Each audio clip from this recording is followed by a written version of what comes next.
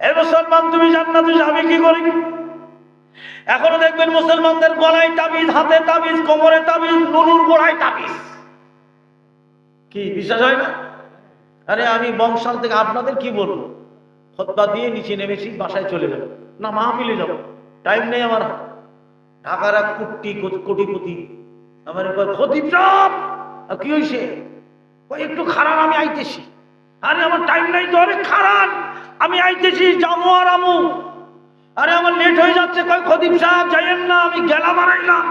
আপনি তো যান নাই এখনো। কয় যাইতেছি। দাঁড়ায় থাকলাম, ঢাকায় ভাষা। কিছুক্ষণ পরে ছেলের ছেলে কি হয়, নাতি ছেলে ঘাড়ে করে আনছে। খতিব সাহেব আনছি। কি হয়েছে?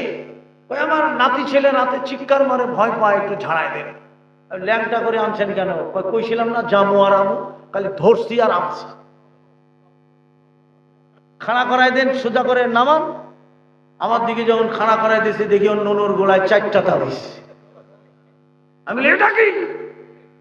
কয় হুজুর, গোলাপ শাহ মাজারের তাবিজ, হাইকোর্ট মাজারের তাবিজ, তারা মসজিদের তাবিজ, বাইতুল মোকাররমের মুফতি দিয়েছে 1001 টাকা। মুসলমান, তাবিজ পড়ো তুমি, তাবিজের পরে ইমান রাখে যে সে শিরক করলো, ঠিক কিনা?